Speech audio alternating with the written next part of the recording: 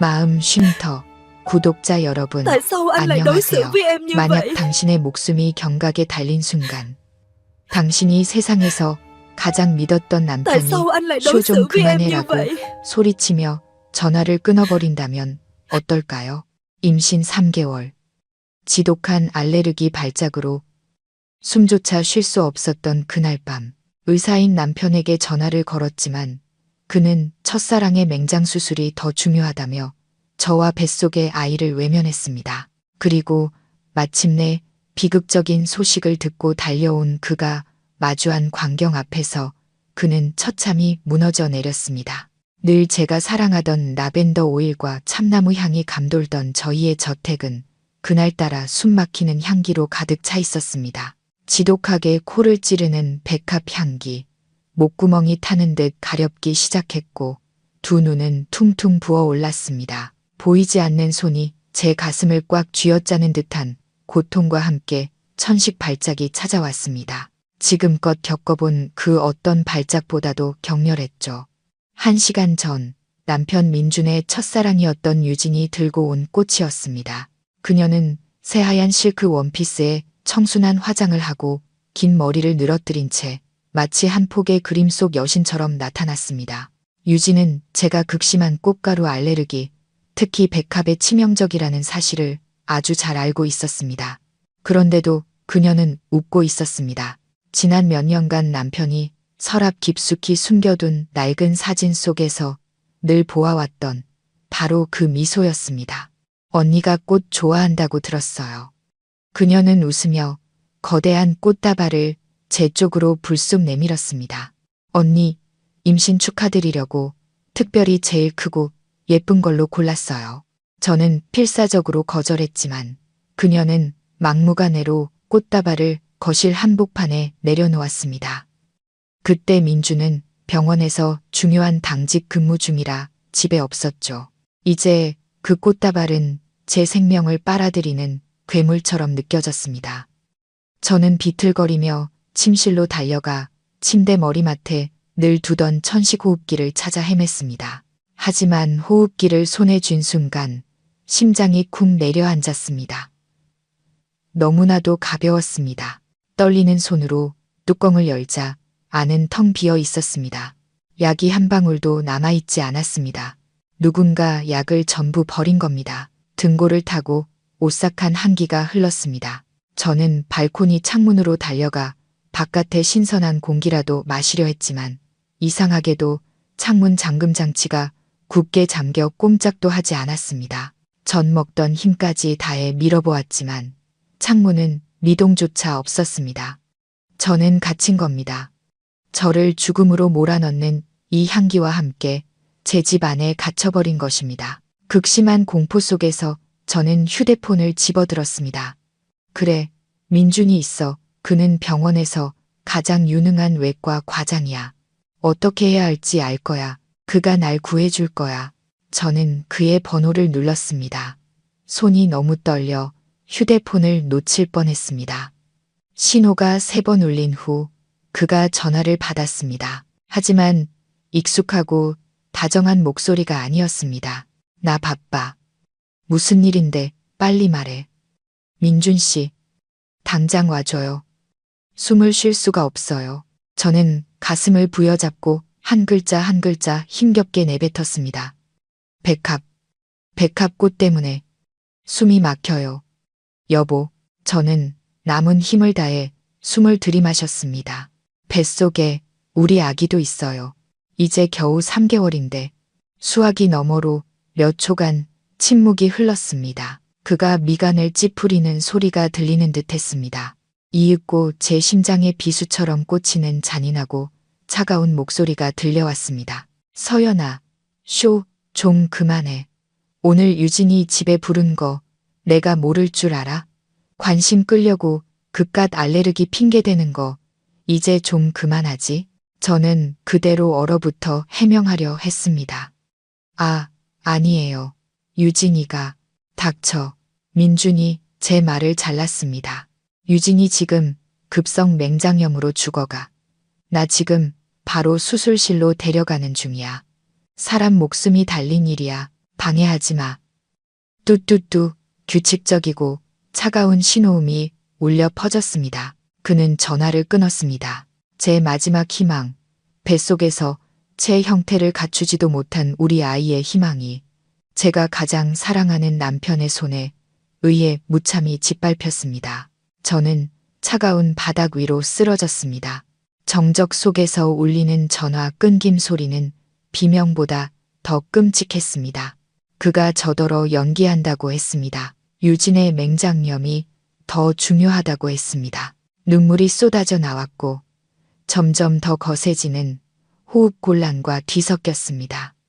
안 돼. 이렇게 죽을 순 없어. 내 아이가 죽게 둘 순 없어. 저는 떨리는 손으로 간신히 119를 눌렀습니다. 가슴의 경련을 억누르며 마지막 남은 숨을 쥐어짜 저택의 주소와 제 상태를 설명했습니다. 급성 천식 발작이에요. 알레르기 쇼크. 임신 3개월이고 숨을 쉴 수가 없어요. 수화기 넘어 여성 상담원의 다급하지만 침착한 목소리가 들려왔습니다. 진정하세요, 산모님. 주소 확인되었습니다.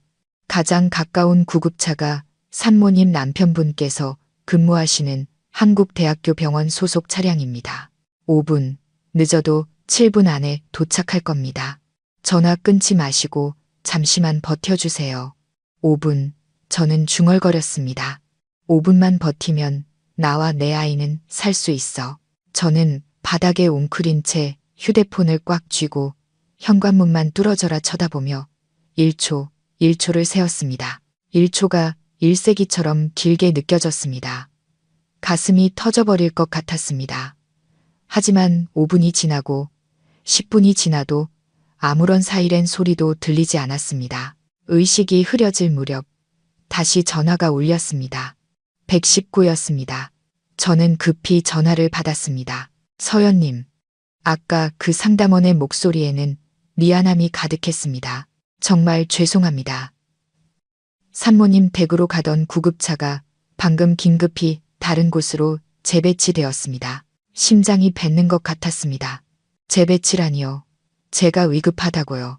한국대학교 병원 민준외과 과장님의 직접 지시였다고 합니다. 상담원이 머뭇거렸습니다. 그분이 다른 지역의 VIP 환자를 이송해야 한다며 그 구급차를 즉시 돌리라고 요청하셨답니다. 극히 위급한 맹장 수술이라고.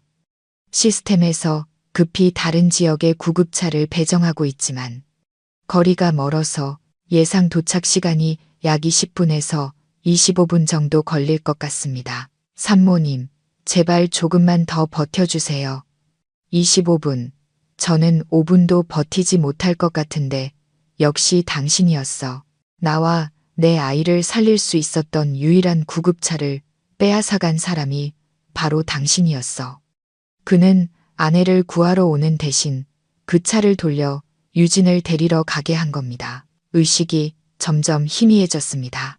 책상 위에 놓인 우리 아이의 3개월 차 초음파 사진이 눈앞을 스쳐 지나갔습니다. 최근 유진이 돌아온 후부터 민준이 유독 짜증이 늘었던 것이 떠올랐습니다. 내 그깟 천식 따위가 내가 하는 생사를 오가는 수술에 비할 바가 돼? 나한테 짐 좀 대지 마. 저는 그저 그가 일 때문에 스트레스가 심한 줄로만 알았습니다. 알고 보니 저는 단 한 번도 그의 우선순위였던 적이 없었고 우리 아이는 그저 짐이었을 뿐입니다. 저는 입술을 세게 깨물었습니다. 비릿한 피맛과 함께 찾아온 고통이 정신을 잠시나마 붙들게 해주었습니다. 안 돼, 살아야 해. 살아서 그에게 물어야 해. 왜 우리 모자에게 이토록 잔인했는지. 눈꺼풀이 천근만근 무거워질 때쯤 마침내 저 멀리서 희미한 사이렌 소리가 들려왔습니다. 구급차 문이 열리고 차가운 밤 공기와 함께 병원 특유의 소독약 냄새가 밀려들었습니다. 매일 밤 남편의 머리카락에서 맡았던 냄새. 한때는 구원의 상징이라 여겼던 그 향기가 오늘따라 제 가슴을 더욱 조여왔습니다. 저는 급히 들것에 실려 옮겨졌습니다. 바퀴가 차가운 대리석. 바닥 위에서 날카로운 소리를 냈습니다. 천장의 형광등 불빛이 제 얼굴 위를 스쳐 지나가며 흐릿하게 번졌습니다. 비명, 울음소리, 기계음, 응급실의 모든 소음이 뒤섞여 혼란스럽게 귓가를 때렸습니다. 그래도 이곳에 도착했으니 살 수 있을 거라는 단 하나의 희망에 매달렸습니다. 환자 급성 호흡곤란, 꽃가루 알레르기로 인한 아나필락시스 쇼크 의심. 임신 3개월, 동공 풀리기 시작했습니다. 구급대원의 외침이 주변의 소음을 뚫고 울려 퍼졌습니다. 흰 가운을 입은 의사와 간호사들이 달려 나왔습니다. 하지만 그들이 저를 중환자실로 막 옮기려 할 때 한 사람이 팔을 들어 막아섰습니다. 수간호사였습니다. 그녀는 감정 없는 딱딱한 얼굴로 머리를 단정하게 묶고 있었습니다. 잠깐만요.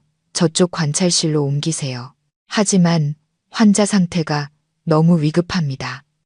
저를 옮기던 구급대원이 소리쳤습니다. 안 보이세요? 지금 숨이 넘어가기 직전이라고요. 수간호사는 저를 흘긋 쳐다봤습니다. 그녀의 눈빛에는 일말의 동요도 없었습니다. 알아요. 하지만 어쩔 수 없어요. 최고의 의료진과 전문 호흡기를 포함한 모든 장비는 이미 VIP 수술실로 올라갔습니다. 잠환자 VIP 수술실이요. 민준 과장님 지시입니다. 그녀는 단호하게 말했습니다. 그 한마디 한마디가 제 귀에 못처럼 박혔습니다.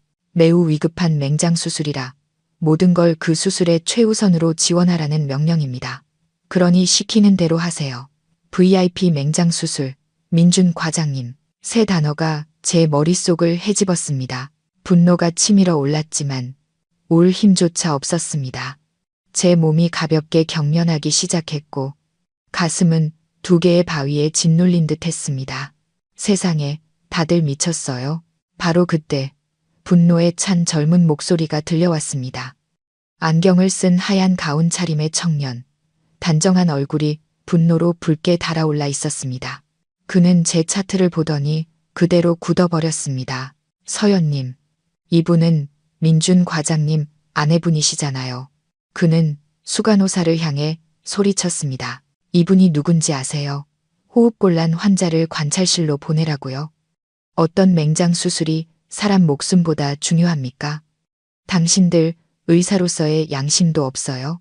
수간호사는 젊은 의사의 분노에 당황한 듯 했습니다. 그녀는 한 걸음 물러섰지만 여전히 굳은 표정을 유지했습니다. 지훈 선생님, 이건 민준 과장님의 명령입니다. 전 지시를 따를 뿐이에요. 저 위 VIP 수술은 어떤 VIP요? 그 여자 맹장 수술은 VIP고 과장님 아내 목숨은 아닙니까? 지훈이 그녀의 말을 거칠게 끊었습니다. 분노에 그의 목소리가 떨렸습니다. 그는 더 이상 그들과 말을 섞지 않고 단호하게 제 들것을 붙잡았습니다. 환자분, 저를 따라오세요. 그는 저를 데리고 길고 차가운 복도를 질주했습니다.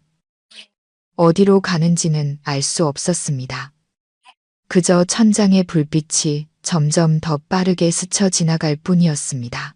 우리는 응급실보다 소독약 냄새가 훨씬 더 짙은 수술 구역 앞에서 멈췄습니다. 그곳은 무서울 정도로 고요했습니다. 지우는 제 들것을 벽에 바짝 붙여 세웠습니다. 맞은편에는 VIP 수술실, 수술 중이라는 글씨가 적힌 거대한 강철문이 있었습니다. 누나, 잠시만 기다리세요. 지우는 제게 말하고는 온 힘을 다해 강철문을 쾅쾅 두드리기 시작했습니다. 건조한 소음이 수술구역의 정적을 갈랐습니다. 지나가던 간호사 몇 명이 걱정스러운 눈으로 우리를 쳐다봤지만 누구도 감히 말리지 못했습니다. 몇 초 후 문이 벌컥 열리며 안에서 눈부신 빛이 쏟아져 나왔습니다. 민준이 서 있었습니다. 녹색 수술복 차림 그대로 마스크는 턱까지 내린 채였습니다. 방해받은 것에 대한 짜증이 역력한 얼굴이었습니다. 누가 여기서 소란이야. 민준이 으르렁거렸습니다. 제가 사랑했던 그의 목소리는 이제 차가운 권위와 낯세만 가득했습니다. 과장님, 사모님께서 지훈이 저를 가리키며 말했습니다. 그의 목소리가 갈라졌습니다. 서연 누나가 위독합니다. 급성 호흡곤란으로 곧 숨이 텄을지도 몰라요. 어떻게 과장님께서. 민주는 제 쪽을 쳐다봤습니다. 그의 시선은 연민이나 걱정 하나 없이 그저 귀찮다는 듯이 저를 스쳐 지나갔습니다. 그는 지훈을 향해 비웃음을 날렸습니다. 또 무슨 쇼를 하는 거야. 자네같이 풋내기가 뭘 알아. 저 사람 천식으로 죽을 일 없어. 관심 끌려고 쇼하는 게 특기라고. 복도에 울려 퍼지는 그의 모든 말이 또렷하게 들렸습니다. 귀가 먹먹해졌습니다. 그가 저더러 쇼를 한다고 했습니다. 죽지 않을 거라고 했습니다. 하지만 임신 중이시란 말입니다. 지훈이 절망적으로 외쳤습니다. 난 지금 복잡한 수술 중이야. 민준이 냉정하게 말을 끊었습니다. 이 환자가 더 중요해. 응급실로 돌아가. 징계받기 싫으면 더 이상 소란 피우지 마.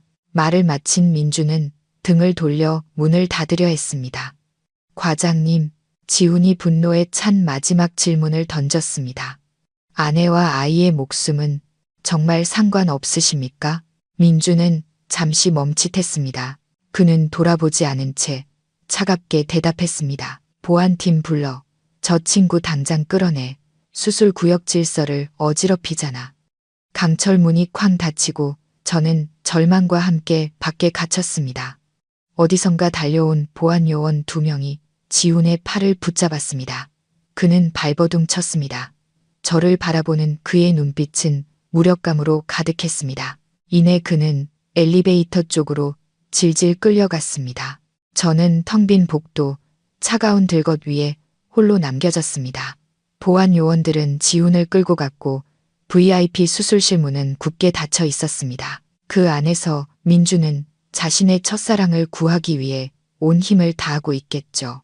그리고 그의 아내인 저는 버려진 고장난 물건처럼 이곳에 방치되어 있었습니다. 공기는 점점 희박해졌고 가슴은 거대한 돌에 짓눌린 듯 숨 쉴 때마다 고통스러웠습니다. 의식이 흐려졌습니다. 돌아가신 어머니가 보였습니다. 인자하게 웃으시며 제게 손짓하고 계셨습니다. 어쩌면 이게 정말 끝인가 봅니다. 모든 것을 포기하려던 바로 그 순간 거친 소리가 들렸습니다. 지훈이 어떻게든 2명의 보안 요원에게서 벗어난 모양이었습니다. 그는 분노와 숨가쁜 질주로 얼굴이 새빨개진 채 제게 달려왔습니다. 누나를 이대로 둘 순 없어요. 그는 저에게가 아닌 스스로에게 외치듯 말했습니다. 그는 더 이상 수술실 문을 두드리지 않았습니다. 소용없다는 걸 알았기 때문입니다. 그는 제 들것을 잡고 응급실 쪽으로 미친 듯이 달렸습니다. 그들이 구하지 않으면 제가 구하겠습니다. 우리는 복도를 가로질러 아까의 혼란스러운 구역으로 돌아왔습니다. 수간호사는 지훈이 저를 데리고 돌아온 것을 보고 미간을 찌푸렸습니다. 지훈 선생님, 비켜요. 지훈이 소리치며 저를 기본적인 장비 몇 개만 있는 작은 관찰실로 밀어 넣었습니다. 그는 문가에 서서 겁에 질려 구석에 모여 있는 젊은 인턴 간호사들을 똑바로 쳐다봤습니다. 아직 양심이 남아있는 사람 있으면 이리 와서 나 좀 도와줘요. 지훈이 외쳤습니다. 환자가 지금 숨을 거두고 있어요. 그냥 서서 죽는 걸 지켜볼 겁니까? 지훈의 말은 마치 전기 충격과도 같았습니다. 젊은 간호사 몇 명이 서로를 쳐다보더니 입술을 깨물고 방 안으로 달려 들어왔습니다.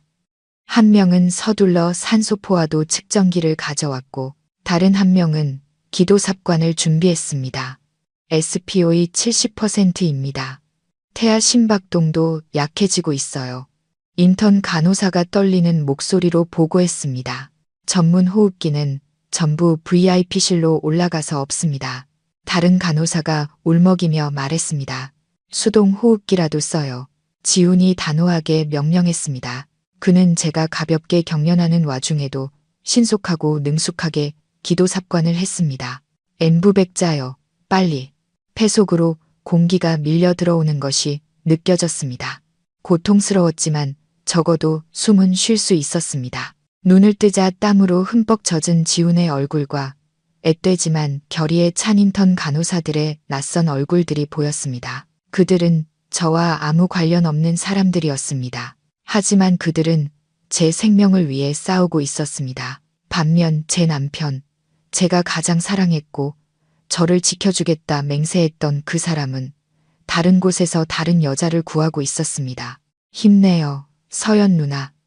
엠부백 소리 사이로 지훈이 제 귓가에 속삭였습니다. 아이를 위해서라도 힘내야 해요. 우리 아이를 위해. 그래. 저는 손을 꽉 쥐었습니다. 손톱이 살을 파고 들었습니다. 죽을 수 없어. 살아야만 해. 숨 막히는 관찰실 안에서 시간이 흘렀습니다. 얼마나 지났는지 알 수 없었습니다. 심박 측정기의 규칙적인 삑삑 소리와 인턴 간호사들이 교대로 엠부백을 짜는 고단한 소리만이 들렸습니다. 그들은 이마에 땀이 흥건한 채였습니다. 지우는 제 곁을 한시도 떠나지 않고 계속해서 상태를 확인하며 지시를 내렸습니다. 이 방은 생명의 섬이었습니다. 치열한 사투가 벌어지는 곳이었습니다.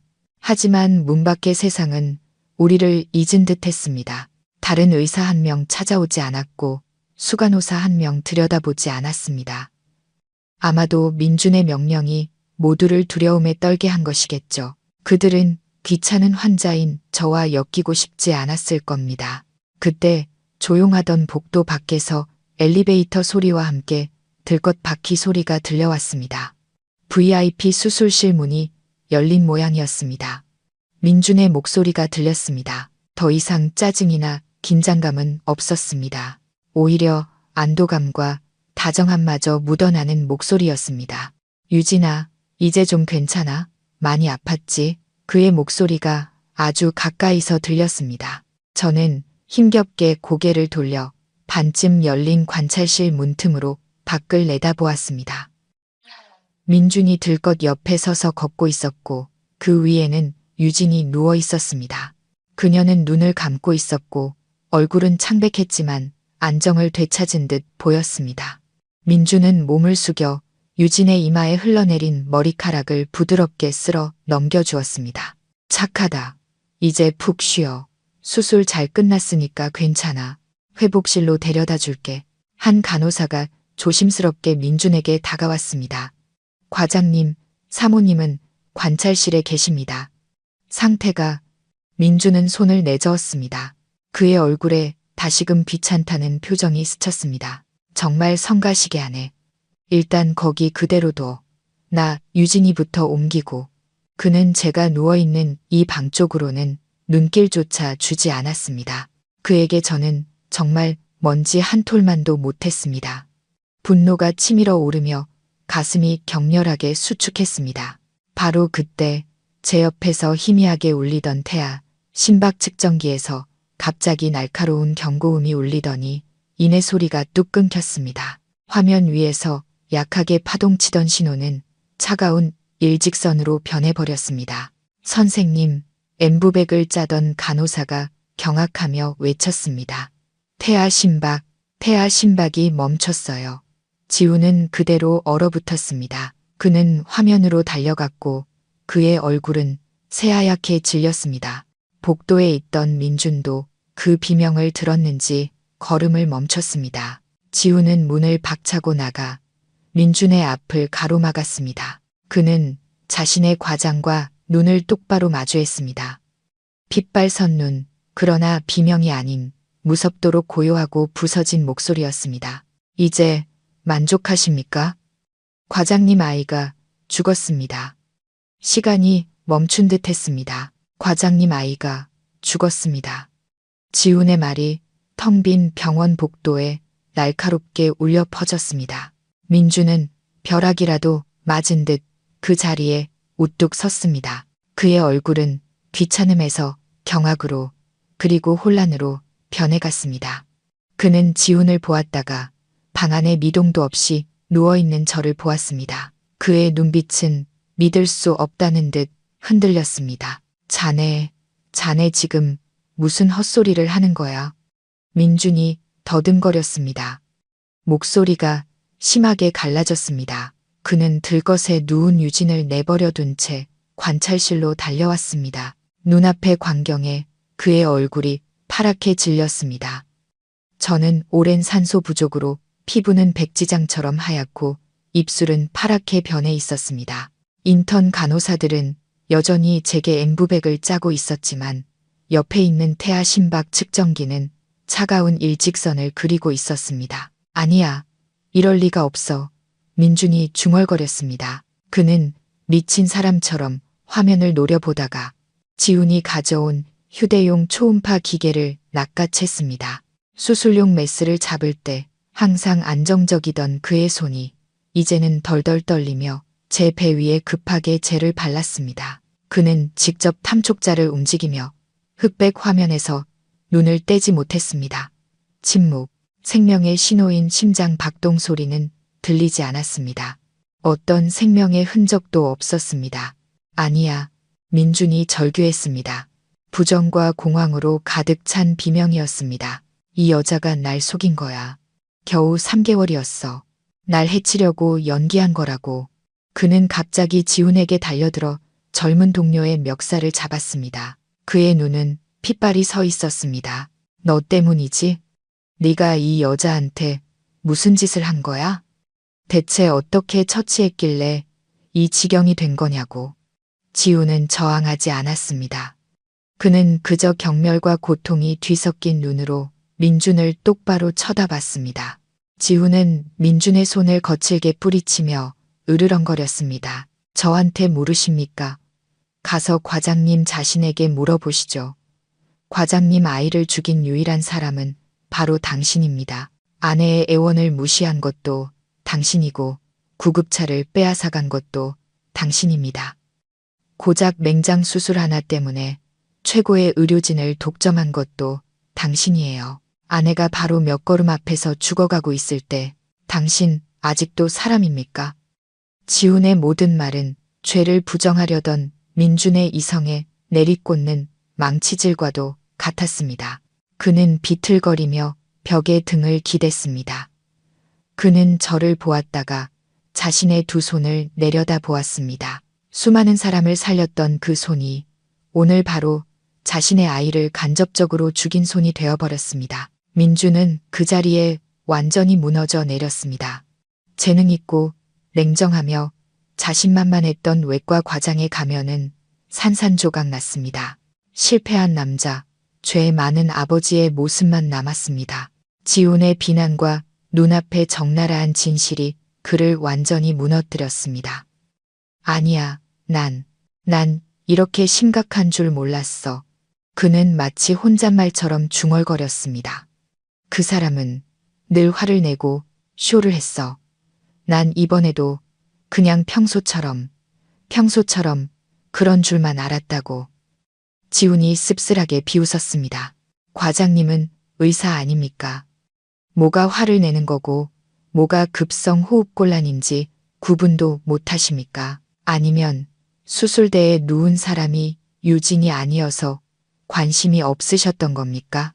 지훈의 말은 민준의 심장에 박히는 마지막 비수와도 같았습니다. 그는 고개를 들었습니다. 그의 눈에는 애원이 가득했습니다. 제발 서연이라도 살려주게. 제발 부탁하네. 이제 와서 아내 생각이 나십니까? 지훈이 고개를 저었습니다. 그의 목소리는 피로에 지쳐 있었습니다. 너무 늦었습니다. 하지만 안심하십시오. 저희는 과장님처럼 비인간적이지 않습니다. 최선을 다할 겁니다. 말을 마친 지훈은 민준에게 등을 돌렸습니다. 그는 간호사들과 함께 급히 저를 근처 응급수술실로 옮겼습니다. 이번에는 누구도 감히 그들을 막지 못했습니다. 아까 그 수간호사는 구석에서 새파랗게 질린 얼굴로 서 있었습니다. 병원 전체에 소문이 퍼진 듯 했습니다. 웅성거리는 소리가 들리기 시작했습니다. 수술실 문이 닫히기 직전 저는 민준이 복도 바닥에 주저앉아 두 손으로 머리를 감싸주는 모습을 마지막으로 보았습니다. 늘 고개를 꼿꼿이 세우고 자신을 세상의 중심이라 여겼던 그 남자가 마침내 자신이 저지른 결과 앞에서 고개를 숙였습니다. 하지만 모든 것이 너무 늦었습니다. 제 아이는 사라졌고 제 사랑도 함께 죽어버렸습니다. 마취약에 취해 의식이 흐려지는 동안 신혼 시절이 떠올랐습니다. 민주는 제 손을 잡고 평생 저를 지켜주겠다고 약속했습니다. 나는 의사야. 당신이 어떤 육체적 고통도 겪지 않게 해줄게. 물이 떠난 그때의 약속이 어째서 지금은 이토록 잔인한 거짓말처럼 들리는 걸까요? 제가 깨어난 곳은 온통 새하얀 낯선 방이었습니다. 코를 찌르는 소독약 냄새는 익숙했지만 구역질이 났습니다. 오랫동안 기도 삽관을 한 탓인지 목이 타는 듯 아팠습니다. 조금 움직이자 가슴과 아랫배에서 날카로운 통증이 느껴져 얼굴을 찡그렸습니다. 주위를 둘러보았습니다. 평범한 병실이 아니었습니다. 복잡한 기계들이 침대 주위를 둘러싸고 있었고 제 몸에는 수많은 줄이 연결되어 있었습니다. 중환자실, 큰 수술을 받았다는 것을 직감했습니다. 그리고 저는 느꼈습니다. 텅 비어버린 허전한 공허함을. 저는 천천히 배 위로 손을 가져갔습니다. 불과 몇 시간 전만 해도 작은 생명을 품고 살짝 불러왔던 그곳이 이제는 얇은 환자복 아래에서 차갑고 평평했습니다. 내 아이가 이제 없어. 그 진실이 소란스럽지 않게 비명 없이 차가운 물처럼 온몸의 세포로 스며들어 제 심장을 얼려버렸습니다. 눈물이 흐르기 시작했습니다. 소리 없는 눈물이 양쪽 관자놀이를 타고 흘러내려 베개를 흠뻑 적셨습니다. 육체적 고통 때문에 우는 것이 아니었습니다. 제 가여운 아이를 위해 울었습니다. 햇빛 한 번 느껴보지 못하고 엄마 목소리 한 번 듣지 못하고 억울하게 떠나야 했던 내 아기. 처음 초음파를 보러 갔을 때 화면 속의 작은 점을 보며 민준이 얼마나 기뻐했는지 기억이 났습니다. 그는 저를 끌어안고 인생 최고의 선물이라고 말했습니다. 제가 너무 이르다고 말렸음에도 그는 손수 아기용품을 하나씩 사 모았습니다. 매일 밤 제 배에 대고 속삭이며 바깥 세상 이야기를 들려주었습니다. 그 달콤했던 기억들이 이제는 칼날처럼 날카롭게 제 마음을 베었습니다. 그가 보여준 사랑, 아이를 향한 그의 기대, 그 모든 것이 거짓이었을까요? 아니면 그 사랑과 기대조차도 그의 이기심과 첫사랑을 이기기엔 부족했던 걸까요? 병실 문이 조용히 열리고 지훈이 들어왔습니다. 그의 얼굴은 피로로 가득했습니다. 그는 제가 깨어나 울고 있는 것을 보고는 차마 제 눈을 똑바로 쳐다보지 못했습니다. 깨어나셨네요. 그가 조용히 말했습니다. 몸은 좀 어떠세요? 저는 대답하지 않고 그저 침묵의 질문을 담은 눈으로 그를 바라보았습니다. 지훈은 이해했습니다. 그는 고개를 숙였습니다. 그의 목소리에는 죄책감이 가득했습니다. 죄송합니다. 저희가 최선을 다했지만 태아가 너무 오랫동안 산소 부족 상태여서 지킬 수가 없었습니다. 아기를 꺼내는 수술을 하지 않으면 누나의 생명도 위험했습니다. 정말 죄송합니다. 저는 눈을 감았습니다. 더 이상 아무 말도 하고 싶지 않았습니다. 며칠 더 입원해 있는 동안 민주는 면회가 금지되었습니다. 병원 측에서 그를 격리했거나 아니면 그 스스로 저를 마주할 면목이 없었을 겁니다. 저 또한 그를 만나고 싶지 않았습니다. 지금의 침묵이 우리 모두에게 최선이었습니다. 지훈만이 제 병실을 꾸준히 찾아왔습니다. 그는 많은 말을 하지 않고 조용히 제 상태를 확인하고 몇 마디 안부를 묻고는 떠났습니다. 하지만 저는 그가 뒤에서 저를 돕고 있다는 것을 알았습니다. 병원 감사팀에 모든 사건의 경위를 보고한 사람이 바로 그였습니다. 어느 날 오후 제가 창밖을 멍하니 보고 있을 때 지훈이 서류철을 들고 들어왔습니다. 몸은 좀 괜찮아지셨어요? 그는 언제나처럼 부드럽게 물었습니다. 저는 고개를 끄덕였습니다. 고마워요, 선생님. 모든 일에 정말 감사해요. 지훈이 슬프게 미소 지었습니다. 아닙니다. 제가 당연히 해야 할 일이었습니다. 그는 침대 옆 의자에 앉았습니다. 그의 표정에는 망설임이 서려 있었습니다. 서연 누나, 이 일은 아셔야 할 것 같아서요. 그는 서류철을 열었습니다. 안에는 병원의 초기 조사 결과 보고서가 있었습니다. 그는 제게 몇 가지 내용을 짚어주었습니다. 누나가 응급실에 실려왔을 때 왜 최고의 의료진이 전부 차출되었는지 아세요? 단순히 유진이 민준 과장님의 첫사랑이었기 때문만은 아니에요. 저는 의아한 눈으로 그를 바라봤습니다. 지훈은 목소리를 낮췄습니다. 유진은 이 병원 이사회의 대주주 중 한 명의 딸입니다. 그녀의 수술은 단순한 맹장 수술이었지만 특별 관리 대상으로 분류되었습니다. 민준 과장님이 그렇게 한 것은 옛 감정도 있었겠지만 그보다는 유진의 아버지에게 잘 보이기 위한 목적이 더 컸을 겁니다. 머릿속이 핑 돌았습니다. 대주주, 잘 보이기 위해. 이것은 단순한 삼각관계 이야기가 아니었습니다. 명예와 권력을 건 도박판이었습니다. 제 남편은 부부간의 의리를 팔았을 뿐만 아니라 의사의 양심까지 팔아넘기며 승진의 기회를 잡으려 했던 겁니다. 그는 자신의 출세길을 닦아줄 사람의 마음을 얻기 위해 저와 제 아이의 목숨을 도박에 걸었던 겁니다. 그는 모든 걸 계산했던 거군요. 저는 중얼거렸습니다. 뼛속까지 소름 끼치는 혐오감이 밀려왔습니다. 네, 지훈이 고개를 끄덕였습니다. 그는 누나의 천식이 심각하지 않을 거라고, 괜찮을 거라고 멋대로 판단했습니다. 자기 자신을 너무 과신했고 누나의 생명을 너무 가볍게 여겼습니다. 그것이 의사로서 저지를 수 있는 가장 큰 죄악입니다. 진실은 벌거벗겨진 채 잔인하게 드러났습니다. 더 이상 눈물이 나지 않았습니다. 고통은 분노로 변했습니다. 저는 창밖을 보았습니다. 높이 솟은 빌딩들, 부와 권력을 가진 자들의 세상은 어째서 이토록 차갑고 비인간적일 수 있을까요? 저는 너무 순진했습니다. 사랑이 모든 것을 이길 수 있다고 믿었습니다. 하지만 틀렸습니다.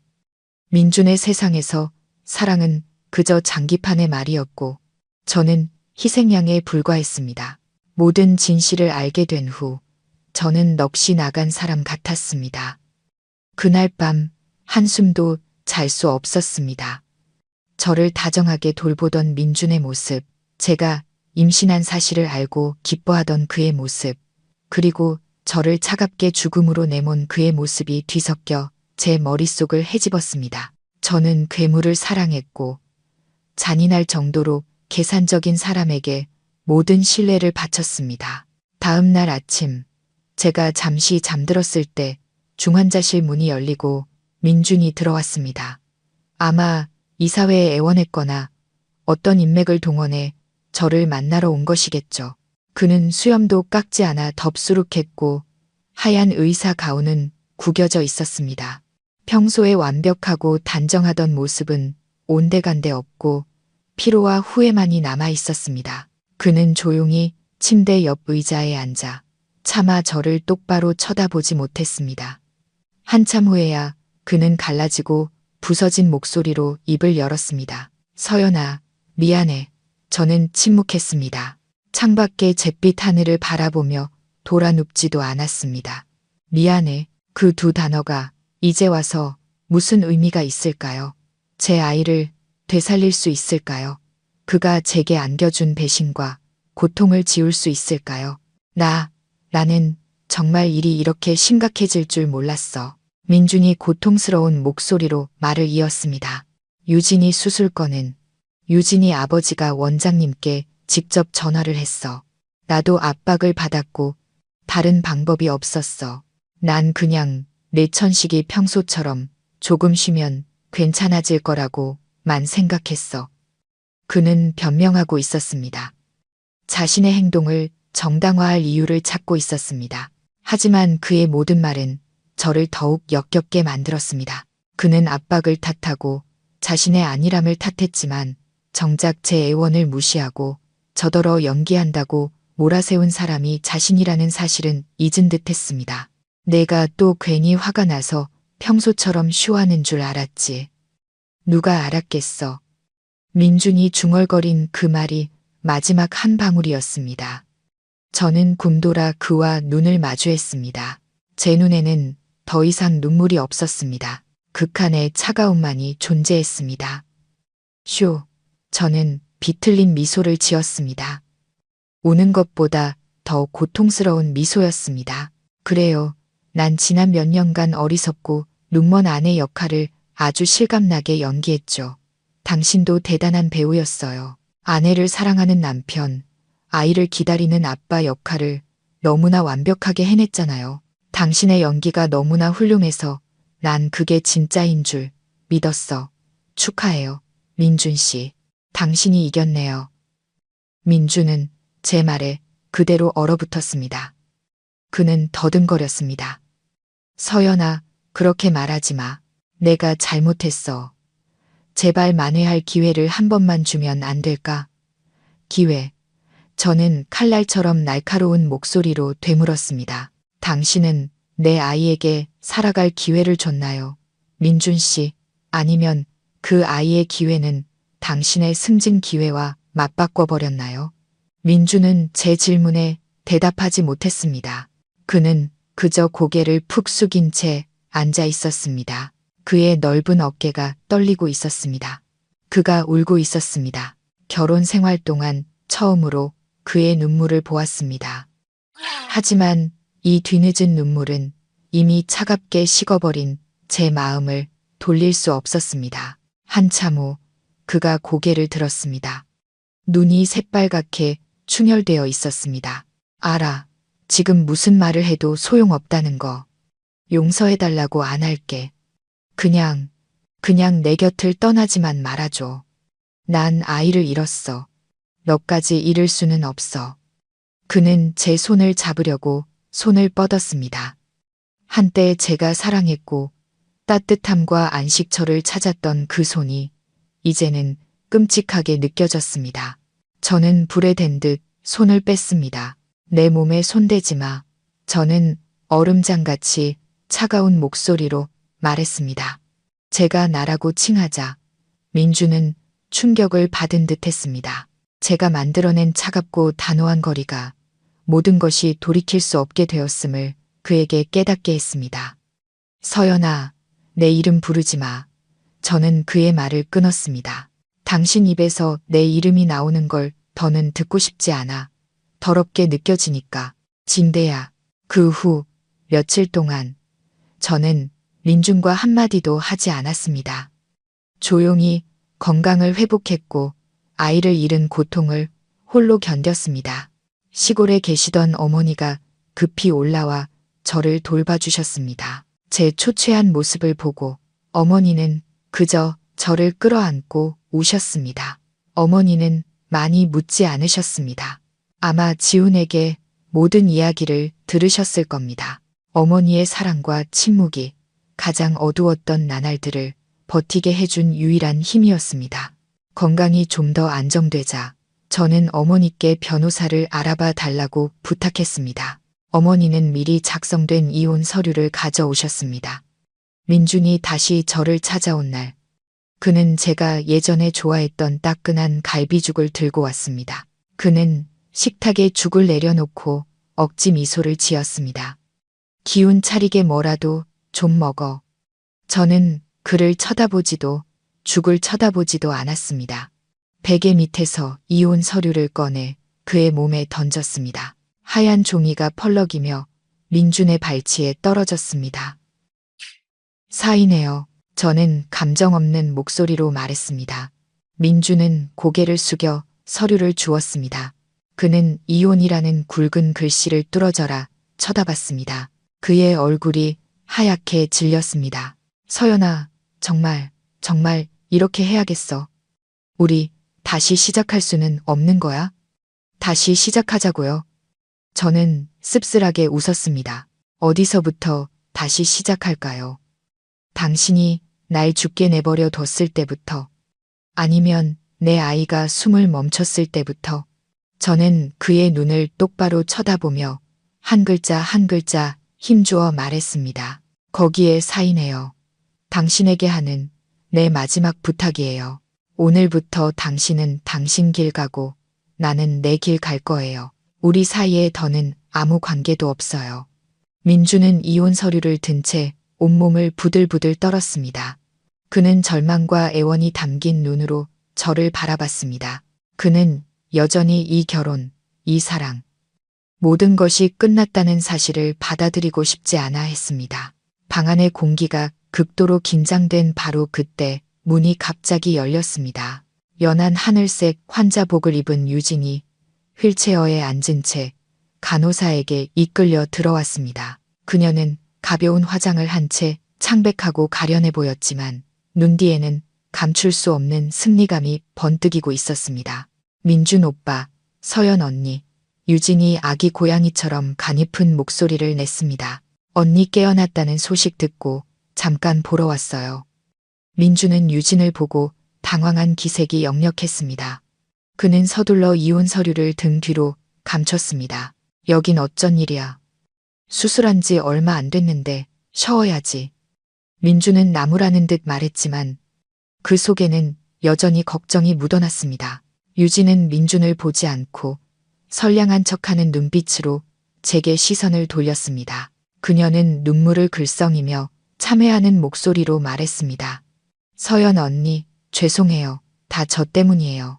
언니가 백합 알레르기가 그렇게 심한 줄 몰랐어요. 전 그저 언니 축하해주고 싶어서 작은 선물을 가져온 것뿐인데 누가 알았겠어요. 그녀는 흐느끼기 시작했습니다. 어깨를 들썩이며 민준 오빠도 그냥 저를 너무 걱정해서 그런 거예요. 의사 선생님이 제 맹장이 제때 수술하지 않으면 터져서 생명이 위험할 수도 있다고 했대요. 오빠는 의사잖아요. 사람이 죽어가는 걸 보고만 있을 수는 없었을 거예요.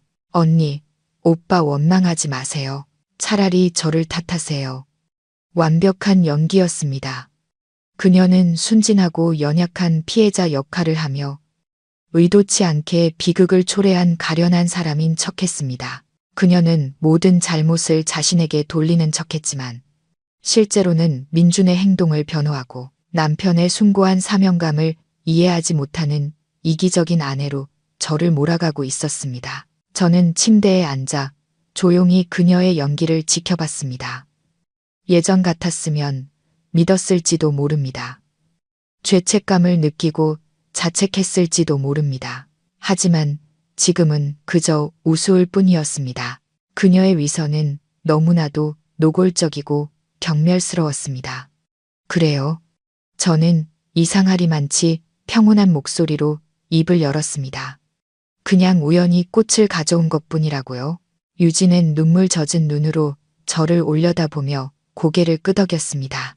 네, 언니, 정말 일부러 그런 게 아니에요. 그럼 내 천식 호흡기 약이 전부 비워져 있었던 건요? 저는 여전히 차분한 목소리로 말을 이었습니다. 그리고 내 방 발코니 창문이 이상할 정도로 굳게 잠겨 있었던 것도 분명 우연이었겠네요. 제 질문은 그녀의 연극에 찬물을 끼얹는 것과 같았습니다. 유진의 얼굴에서 눈물이 되섰습니다. 그녀는 그대로 굳어버렸고 눈빛에는 당황한 기색이 스쳤습니다. 저는 언니가 무슨 말 하는지 모르겠어요. 유진이 더듬거리며 순진한 표정을 유지하려 애썼습니다. 민준도 미간을 찌푸리며 저를 돌아봤습니다. 서연아, 무슨 헛소리야. 왜 유진이를 탓해? 유진이가 그런 걸 어떻게 알겠어? 탓한다고요? 저는 차갑게 비웃었습니다. 난 누구를 탓하는 습관 같은 거 없어요, 민준 씨. 난 그냥 사실을 말할 뿐이에요. 저는 탁자 위에 있던 제 휴대폰을 집었습니다. 화면에는 여전히 그의 부재중 전화와 메시지 기록이 남아 있었습니다. 저는 그것들을 보지 않고 다른 앱을 열었습니다. 두 사람에게는 참 안타까운 일이지만 저는 휴대폰 화면에 시선을 고정한 채 말했습니다. 제가 지난주에 거실에 작은 보안 카메라를 하나 설치했거든요. 당신에게 아직 말할 기회가 없었을 뿐이에요. 카메라라는 단어에 유진의 안색이 순식간에 변했습니다. 당황해서 새하얗게 질려버렸습니다. 입술을 달싹였지만 아무 말도 하지 못했습니다. 민준도 충격을 받은 듯 했습니다. 그는 저를 보았다가 의심스러운 눈초리로 유진을 보았습니다. 정말이야? 못 믿겠어요. 그럼 직접 보세요. 그녀의 우연이 어떤 것이었는지. 저는 휴대폰 화면을 그에게 돌렸습니다. 저는 재생 버튼을 눌렀고 화면에는 그날 우리 집 거실의 모습이 선명하게 나타났습니다. 영상에는 유진이 거대한 백합 꽃다발을 들고 와서 테이블 위에 놓는 장면이 찍혀 있었습니다. 제가 물을 가지러 부엌에 간 사이 그녀는 재빨리 주위를 둘러보고는 제 침실 쪽으로 살금살금 다가갔습니다. 침실 문은 카메라 각도 밖이었지만 몇 분 후 그녀는 제 천식 호흡기를 손에 들고 다시 나타났습니다. 영상은 유진이 발코니로 나가 호흡기를 거꾸로 들고 공기 중에 모든 약을 분사하는 모습을 똑똑히 보여주었습니다. 일을 마친 그녀는 텅 빈 호흡기를 화분에 아무렇지 않게 던져버리고는 다시 소파에 앉아 아무 일도 없었다는 듯 미소를 지었습니다. 민주는 화면을 뚫어져라 쳐다봤습니다. 그의 손이 부들부들 떨렸고 얼굴은 의심에서 경악으로 그리고 마침내 극도의 실망과 분노로 변해갔습니다. 그는 휠체어에 앉아 피 한 방울 없는 얼굴로 굳어있는 유진에게 쿵 돌아섰습니다. 유진아, 설명해봐. 이게 어떻게 된 일이야? 민준이 으르렁거렸습니다. 그의 목소리에는 더 이상 걱정이 아닌 질책과 분노만이 가득했습니다. 궁지에 몰리자 성녀의 가면이 찢겨나가자 유진은 더 이상 연기하지 않았습니다. 그녀는 고개를 탄들었습니다. 눈물 젖었던 눈은 이제 증오와 광기로 번뜩였습니다. 맞아. 그녀가 날카롭게 소리쳤습니다. 조용한 병실의 공기를 찢는 외침이었습니다. 내가 그랬어. 그래서 뭐. 지난 몇 년간 내가 어떻게 살았는지 알아? 그녀는 충격으로 굳어있는 민준을 돌아봤습니다. 오빠 아내가 되고 오빠 아이를 낳아줄 사람은 나였어야 해. 저 여자가 아니라. 그때 우리 부모님이 반대해서 그깟 작은 오해 때문에 오빠는 서둘러 전현을 대용품으로 찾았잖아. 전현이 나보다 나은 게 뭐가 있는데. 운 좋게 막대한 유산을 물려받은 것 말고는. 유진의 아기의 참말은 저뿐만 아니라 민준에게도 비수처럼 꽂혔습니다. 알고 보니 그녀의 눈에 저는 그저 대용품, 운 좋은 그림자에 불과했습니다. 너 미쳤구나, 유진아. 민준이 한 걸음 물러섰습니다. 그의 목소리가 떨렸습니다. 그는 유진을 마치 낯선 사람처럼 쳐다봤습니다. 그가 늘 지켜주고 싶어 했던 연약하고 다정한 여인은 이제 악마의 본색을 드러내고 있었습니다. 미쳤다고? 유진이 광기 어린 웃음을 터뜨렸습니다. 그래, 나 미쳤어. 오빠를 사랑해서 미쳤다고. 오빠가 전현 옆에서 행복해하는 거, 전현과 아이를 가지려는 거, 난 견딜 수가 없었어. 난 5년을 기다렸어, 민준 오빠. 저 여자가 가장 심하게 발작할 날을 기다렸다고. 이 기회를 정말 오랫동안 기다렸어. 저 여자만 죽으면 오빠는 다시 내게 돌아올 거잖아. 우리 예전처럼 다시 시작할 수 있잖아. 그녀는 울부짖으며 광기 어리고 뒤틀린 말들을 쏟아냈습니다. 연극은 완전히 막을 내렸습니다. 병적인 사랑으로 위장된 음모의 민낯만이 남았습니다. 민주는 할 말을 잃고 얼어붙었습니다. 알고 보니 그는 유진의 사악한 계획을 실행하기 위한 장기말 핑계에 불과했습니다. 그는 자신이 이용당하고 있다는 사실을 전혀 몰랐던 겁니다. 그는 자신의 어리석음 때문에 살인자를 도울 뻔했습니다. 병실 안의 상황은 아수라장이었습니다.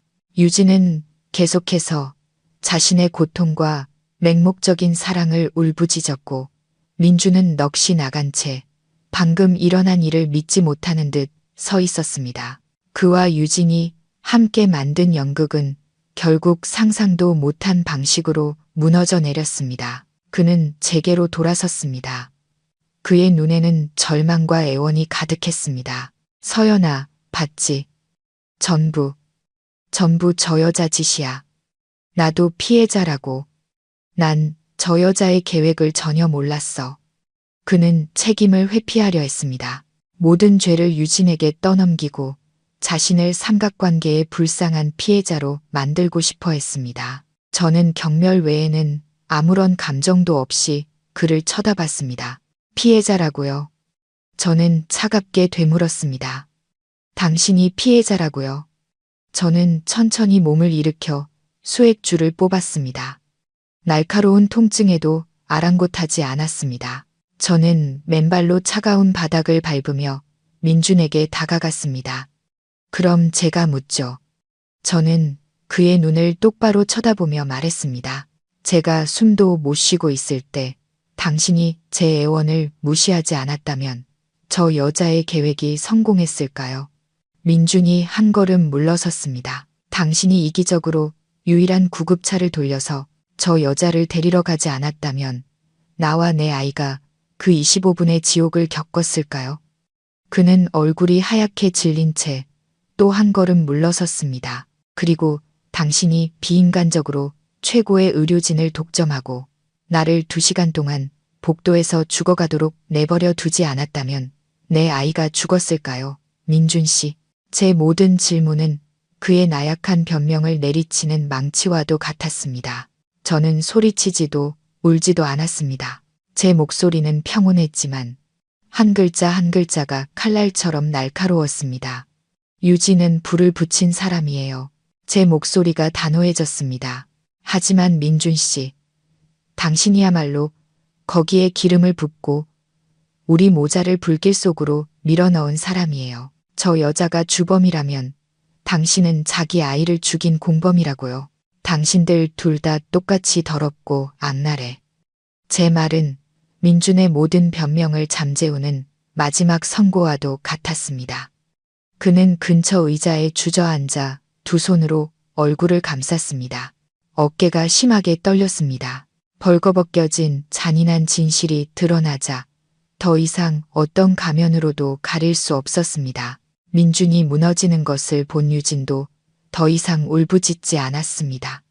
그녀는 휠체어에 앉아 텅 빈 눈으로 허공을 응시했습니다. 아마 그녀도 자신이 공들여 세운 계획과 죽기 살기로 되찾으려 했던 사랑이 결국 물거품이 되었다는 것을 깨달았을 겁니다. 그녀는 민준을 얻지 못했을 뿐만 아니라 스스로를 범죄의 길로 몰아넣었습니다. 방 안의 공기는 숨막힐 듯 무겁게 가라앉았습니다. 유진의 휠체어를 밀어주던 간호사는 겁에 질려 어느새 밖으로 슬그머니 빠져나간 뒤였습니다. 오직 우리 셋 스스로 만든 비극에 잠긴 세 사람만이 남아 있었습니다. 저는 침대 쪽으로 돌아섰습니다. 더 이상 그들을 단 1초도 보고 싶지 않았습니다. 기운이 다 빠져나갔습니다. 이 싸움에서 그들의 실체를 벗겨내는 데는 성공했지만 저 역시 패배했습니다. 저는 아이를 잃었고 믿음과 사랑 그리고 5년의 청춘을 잃었습니다. 저는 바닥에 떨어진 이혼 서류를 주워 민준 앞 테이블에 올려놓았습니다. 사인해요. 저는 지친 목소리로 말했습니다. 이게 당신에게 하고 싶은 마지막 말이에요. 사인하고 나면 내 인생에서 꺼져요. 다시는 내 눈앞에 나타나지 마. 민준이 고개를 들었습니다. 눈이 퉁퉁 붓고 새빨갛게 충혈되어 있었습니다. 그는 저를 보았다가 서류를 보았습니다. 떨리는 손으로 펜을 잡았지만 사인하지 않았습니다. 그는 그저 넋이 나간 사람처럼 허공을 응시하며 앉아 있었습니다. 바로 그때 병실 문이 열리고 어머니와 지훈이 들어왔습니다. 어머니는 방 안에 아수라장을 보셨습니다. 넋이 나간 채 휠체어에 앉아있는 유진과 이혼 서류 옆에서 무너져 내린 민준을 어머니는 모든 것을 이해하셨습니다. 그녀는 아무 말 없이 조용히 다가와 제 어깨에 따뜻한 겉옷을 걸쳐 주셨습니다. 주름지고 마른 어머니의 손이 제 등을 토닥여 주었습니다. 말없는 위로였지만 더없이 따뜻했습니다. 지우는 곧장 민준에게로 향했습니다. 그는 한때 존경했던 동료이자 과장을 복잡한 눈빛으로 바라봤습니다. 분노와 연민이 뒤섞인 눈빛이었습니다. 민준 과장님, 지훈이 낮은 목소리로 말했습니다. 이사회와 경찰이 회의실에서 기다리고 있습니다. 가보셔야 합니다. 민준은 끌려갔고 유진도 보안요원의 감시 아래 병실로 옮겨졌습니다. 방은 마침내 원래의 고요함을 되찾았지만 공기는 여전히 납처럼 무거웠습니다. 어머니는 저를 침대에 앉히셨습니다. 제 헝클어진 머리를 안타깝게 쓸어주시며 붉어진 눈으로 말씀하셨습니다. 내 딸, 왜 이렇게 고생만 하니? 어머니가 흐느끼셨습니다. 저는 어머니의 어깨에 기댔습니다. 어머니의 마른 팔이 저를 감싸 안았습니다. 익숙하고 평온했습니다. 악몽 같은 시간이 흐른 뒤 처음으로 저는 제 자신에게 나약해지는 것을 허락했습니다. 아이처럼 울었습니다. 눈물은 하염없이 흘러내려 어머니의 옷깃을 적셨습니다. 저는 죄 없는 제 아이를 위해, 부서진 결혼을 위해, 그리고 제 자신의 어리석음을 위해 울었습니다. 바로 그때 시골에서 아버지가 달려오셨습니다. 흙이 묻은 작업복 차림 그대로였습니다. 햇볕과 바람에 그을린 고단한 얼굴에는 극도의 걱정이 서려 있었습니다. 어머니가 아버지께 연락하신 모양이었습니다. 아버지는 평생 누구에게도 큰 소리 한 번 내본 적 없는 순박하고 정직한 농부였습니다. 하지만 어머니에게서 자초지종을 들으신 아버지의 얼굴은 굳어졌습니다. 아버지는 저를 보시더니 몸을 돌려 급히 방을 나가셨습니다. 아빠 어디 가세요? 저는 놀라 아버지를 불렀습니다. 그 자식 만나러 간다. 아버지가 으르렁거렸습니다. 아버지에게서 한 번도 본 적 없는 분노였습니다. 어머니와 저는 급히 아버지를 뒤따랐습니다. 우리는 병원 보안요원 2명에게 이끌려 엘리베이터로 향하던 민준을 아버지가 막아서고 있는 것을 발견했습니다. 아버지를 본 민준은 반사적으로 움찔하며 뒤로 물러섰습니다. 자네 장인일세, 아버지가 으르렁거렸습니다. 분노의 목소리가 갈라졌습니다. 아버지의 눈은 핏발이 서 있었습니다. 이 짐승만도 못한 놈, 어떻게 내 딸한테 이럴 수가 있어. 내 딸이 자네한테 무슨 잘못을 했다고. 평생 밭일만 알고 세상 물정 모르던 남자가 오늘 딸의 공평을 되찾기 위해 외과 과장인 사위와 마주하고 있었습니다. 아버지는 거칠고 투박한 손을 들어 민준의 뺨을 때리려는 듯 했습니다. 하지만 아버지의 주먹은 허공에서 멈춰 섰습니다. 덜덜 떨렸습니다. 아버지는 민준을 때리는 대신 옆에 있는 차가운 콘크리트 벽을 세게 내리쳤습니다. 퍽 하는 건조한 소리가 울렸습니다. 아버지의 손등에서 피가 터져 나왔습니다. 왜? 아버지는 벽에 머리를 박았습니다. 한 집안의 기둥이었던 남자의 넓은 어깨가 떨렸습니다. 아버지가 우셨습니다. 딸을 지키지 못한 아버지의 무력한 눈물이었습니다. 그 광경을 보자 제 심장이 찢어지는 것 같았습니다. 저는 달려가 뒤에서 아버지를 끌어안았습니다. 아빠, 그러지 마세요. 저 괜찮아요. 저한테는 아빠랑 엄마가 있잖아요. 엘리베이터 앞에 소라는 금세 병원 전체의 이목을 끌었습니다. 유능한 외과 과장이 시골 농부인 장인에게 멱살을 잡혀 욕을 먹고 대주주의 딸은 보안요원의 감시 아래 끌려가는 모습. 끔찍한 음모와 한 가족의 비극은 순식간에 병원 전체로 퍼져나갔습니다. 사건은 더 이상 감출 수 없을 만큼 커져버렸습니다. 병원 이사회는 내부 여론의 압박과 병원 역사상 최악의 의료윤리 스캔들에 대한 위기감 속에서 긴급 징계위원회를 소집해야 했습니다. 저는 피해자 자격으로 제가 가진 모든 증거를 위원회에 제출했습니다. 보안 카메라 영상은 유진이 창문을 부수는 장면까지는 담지 못했지만 그녀의 고의적인 가해 행위를 입증하기에 충분했습니다. 민준이 제게 연기한다고 소리쳤던 통화 녹음과 119 상황실에서 받은 구급차 출동 지연 기록이 모두 증거로 제출되었습니다. 그날 저를 도왔던 지훈과 인턴, 간호사들은 상부의 압박을 받을 위험에도 불구하고 용감하게 증인으로 나섰습니다. 그들은 제가 위독한 상태로 실려왔을 때부터 민준의 무책임하고 무관심한 태도, 그리고 그다지 위급하지도 않은 맹장 수술을 위해 최고의 의료진을 독점했던 사실까지 모두 증언했습니다. 수년간 쌓아온 병원의 신뢰는 이제 벼랑 끝에 섰습니다. 이 사건은 단순한 가족 갈등이 아니었습니다. 의료계의 핵심 가치인 의료 윤리를 건드린 문제였습니다. 외과 과장이 사적인 감정과 상사에게 잘 보이기 위한 욕심 때문에 아내와 아이의 생명을 내팽개쳤습니다. 이는 결코 씻을 수 없는 오점이었습니다. 저는 이 싸움이 쉽지 않으리라는 것을 알았습니다. 유진의 아버지는 권력가였습니다. 그는 분명 자신의 딸이 죄를 짓게 내버려 두지 않을 것이며 자신의 병원이 타격을 입는 것도 원치 않을 겁니다. 하지만 저는 두렵지 않았습니다. 더 이상 잃을 것이 없었습니다. 제게는 단 하나의 소망만이 남았습니다. 제 죄 없는 아이의 억울함을 풀어주는 것. 사방에서 밀려드는 압박에 병원 이사회는 더 이상 사건을 덮을 수 없었습니다. 유진의 아버지가 모든 인맥을 동원해 압력을 가했지만 증거는 너무나 명백했고 병원 내부의 분노는 극에 달했습니다. 다른 의사와 간호사들은 공개적으로 목소리를 내지는 못했지만 모두 민준의 행동에 분노를 표했습니다. 그들은 히포크라테스 선서를 짓밟은 리더를 받아들일 수 없었습니다. 며칠 후 최종 결정이 내려졌습니다. 이민준은 관계기관의 조사를 위해 무기한 직무 정지를 당했습니다. 그가 양심과 아이의 목숨을 팔아 얻으려 했던 과장 자리도 결국 지키지 못했습니다.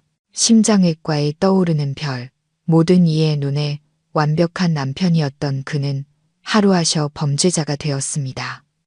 동료들은 그를 외면했고 환자들은 그를 손가락질했습니다. 그의 이야기는 재능 있는 의사가 의료 윤리를 잃었을 때 어떻게 몰락하는지를 보여주는 값비싼 교훈이 되었습니다. 유진은 아버지의 보석으로 풀려난 후 서둘러 퇴원 수속을 밟고 자취를 감췄습니다. 그녀의 가족이 여론과 법을 피해 해외로 요양을 보냈다는 소문이 들렸습니다. 그녀는 민준과의 모든 연락을 끊고 자신 때문에 몰락한 남자를 버렸습니다. 그날 그녀가 울부짖었던 맹목적인 사랑은 결국 받기만 할 줄 아는 이기적인 감정이었던 겁니다. 민준이 쓸모 있을 때는 그에게 매달렸고 그가 무너지자 즉시 손을 털었습니다. 저는 그 소식들을 들었지만 조금도 통쾌하지 않았습니다. 그저 낯선 공허함만이 느껴졌습니다. 악당은 대가를 치르기 시작했지만 제 안의 고통은 여전했습니다. 어머니가 제게 속삭였습니다. 얘야, 인과응보는 누구도 피할 수 없단다. 하늘에 맡기렴. 네가 지금 해야 할 일은 내 외손주 목까지 열심히 살아주는 거야. 저는 고개를 끄덕였습니다. 어머니 말씀이 맞았습니다. 증오에 빠져 살 수는 없었습니다. 저는 그저 생존하는 것이 아니라 의미 있는 삶을 살아야 했습니다.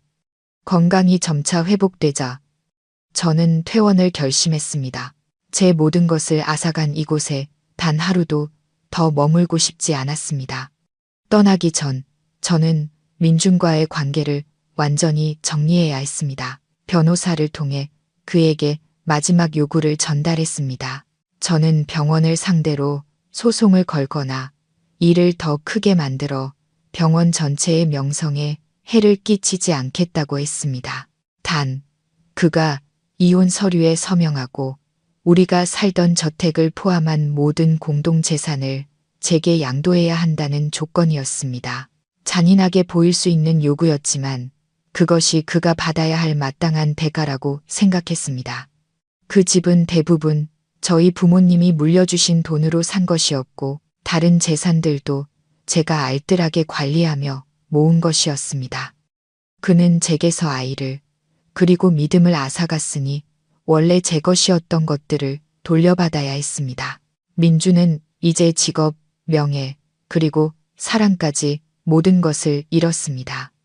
다른 선택지가 없었습니다. 그는 더 이상 저와 흥정할 자격도 힘도 없었습니다. 그는 모든 서류에 조용히 서명했습니다. 제가 퇴원 수속을 밟던 날, 민준이 찾아왔습니다. 그는 병실 안으로 들어오지 못하고 복도 유리창을 통해 안을 들여다봤습니다. 그는 수십 년은 늙어 보였고 깡마른 모습이었습니다. 그의 눈빛에는 후회와 미련이 가득했지만 모든 것이 너무 늦었습니다. 저는 제 짐을 쌌습니다. 간단한 옷 몇 벌뿐이었습니다. 그가 사주었던 사치품과 비싼 드레스들은 모두 남겨두었습니다. 그와 관련된 어떤 것도 가져가고 싶지 않았습니다. 제가 부모님과 함께 병실을 나서 민준을 지나칠 때 저는 그를 쳐다보지도 않았습니다. 제게 그 남자는 이미 죽은 사람이었습니다. 아버지는 걸음을 멈추셨습니다. 욕을 하거나 때리지도 않으셨습니다. 그저 민준을 똑바로 쳐다보며 낮고 탁한 목소리로 말씀하셨습니다. 이서방, 나는 글도 모르는 시골 늙은이라 아는 게 별로 없네. 하지만 한 가지는 알지. 바람을 심으면 태풍을 거두는 법이야. 자네는 자네 손으로 자기 행복을, 내 딸 인생을 망가뜨렸어. 이 빚은 평생을 가도 다 갚지 못할 걸세. 말씀을 마친 아버지는 돌아서서 저를 부축하셨습니다. 차가운 병원 복도에 평생 그를 따라다닐 죄책감과 함께 민준을 홀로 남겨두고 떠났습니다. 우리의 이혼 절차는 신속하게 처리되었습니다. 아마도 민준이 더 이상 잃을 것도 다툴 기력도 없었기 때문에 제 변호사가 제시한 모든 조건에 동의했을 겁니다. 법원에서 공식적으로 이혼 판결을 받은 날은 예진비가 계속되던 끝에 찾아온 보기 드문 맑은 날이었습니다. 법원 문을 나서며 맑은 공기를 깊이 들이마셨습니다. 오랫동안 제 어깨를 짓누르던 무거운 짐을 내려놓은 기분이었습니다. 부모님이 밖에서 기다리고 계셨습니다. 저를 보신 어머니가 안도감 어린 미소를 지으셨습니다. 이제 다 끝났구나, 딸. 오늘부터 새 인생 시작하는 거야. 저는 고개를 끄덕이며 어머니의 손을 잡았습니다. 맞습니다. 새로운 인생. 앞으로 가시밭길이 있을지라도 적어도 더는 과거에 얽매이지 않을 겁니다. 우리가 택시를 타려 할 때 길 건너편에서 익숙한 모습이 보였습니다. 유진이었습니다. 그녀는 빨간색 스포츠카에 기댄 채 서 있었습니다. 환자복이 아닌 평소처럼 화려하고 도도한 모습이었습니다. 그녀는 저를 보고는 도발적이고 조롱 섞인 미소를 지었습니다. 그녀의 눈빛은 마치 이렇게 말하는 듯 했습니다.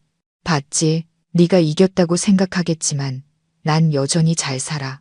난 돈도 있고 권력도 있고 네가 절대 가질 수 없는 삶을 살고 있다고. 저는 조용히 그녀를 잠시 쳐다본 후 돌아섰습니다.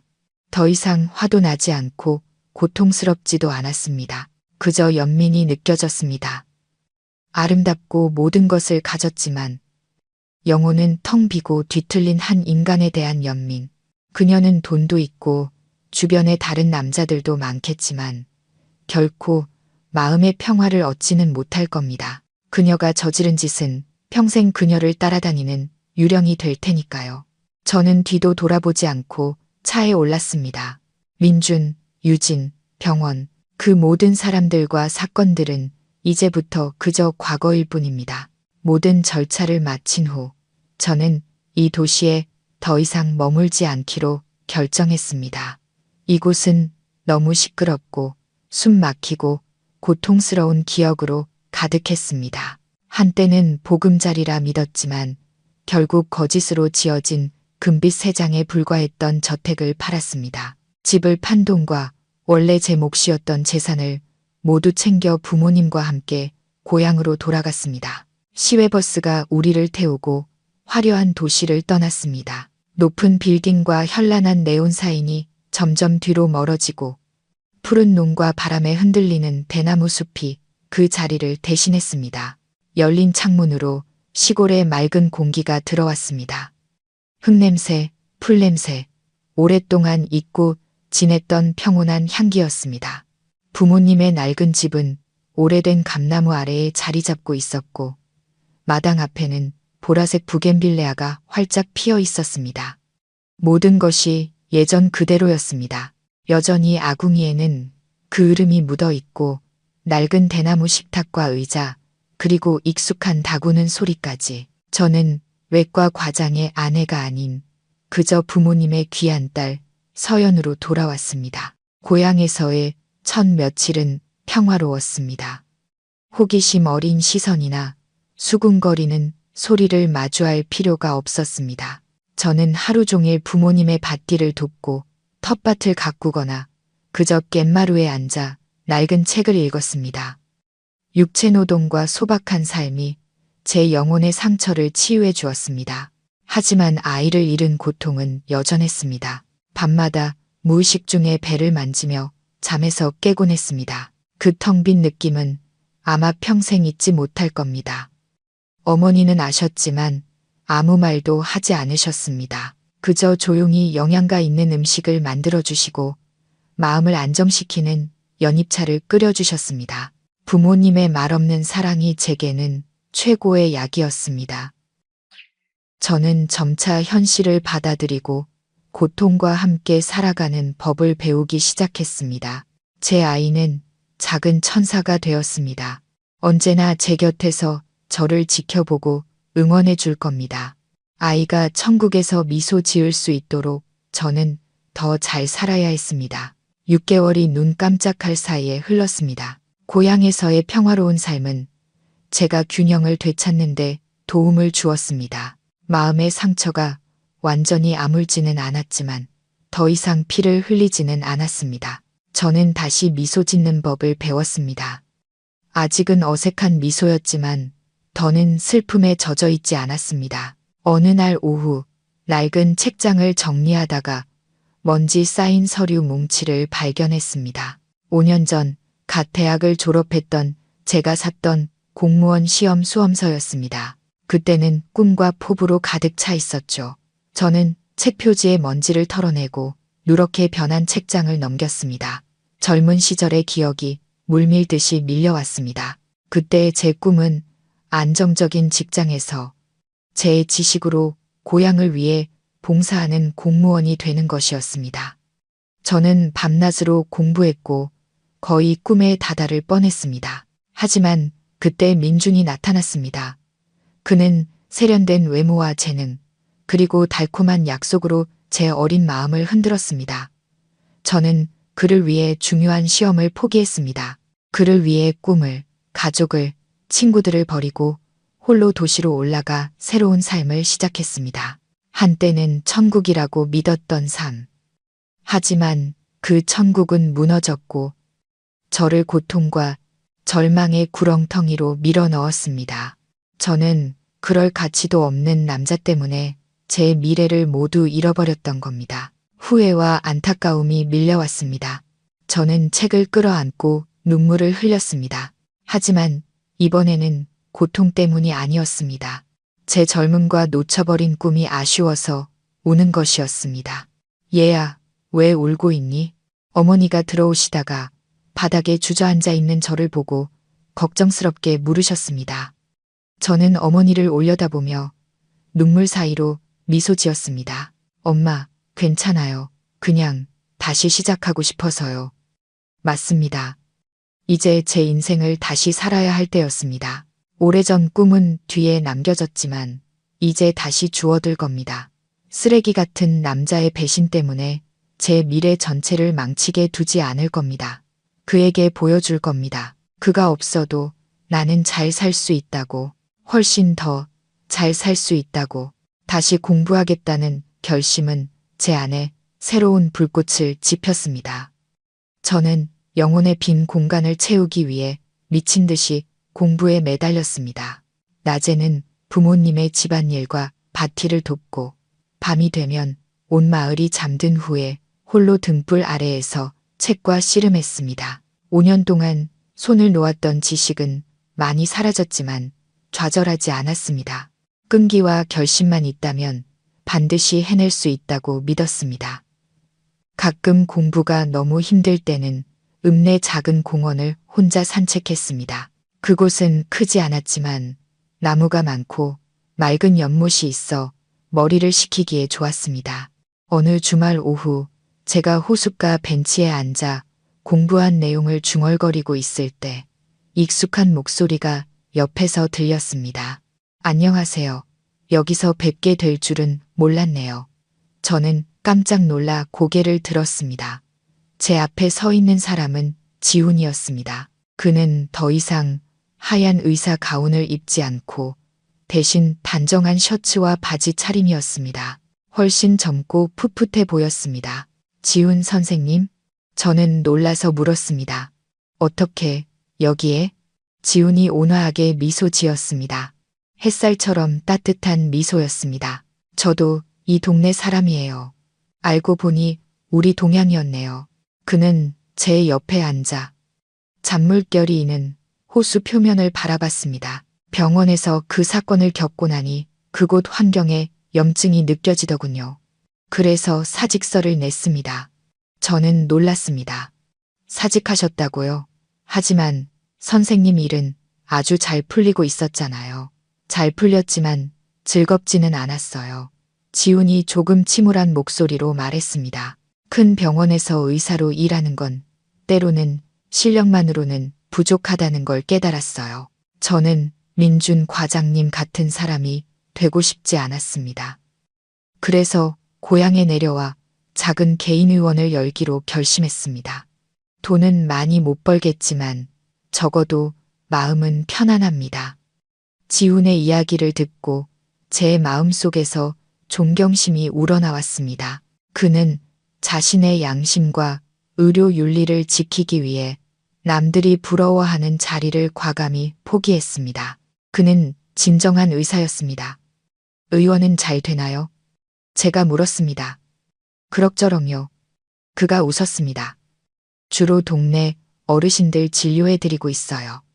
그나저나 서연 누나는 요즘 어떻게 지내세요? 전보다 조금 마르신 것 같네요. 그의 걱정 어린 시선에 저는 조금 당황했습니다. 괜찮아요. 다시 공무원 시험 준비하고 있어요. 우리는 1, 3, 그리고 미래의 계획에 대해 오랫동안 이야기했습니다. 오랜만에 처음으로 저는 다른 이성에게 마음을 열 수 있었습니다.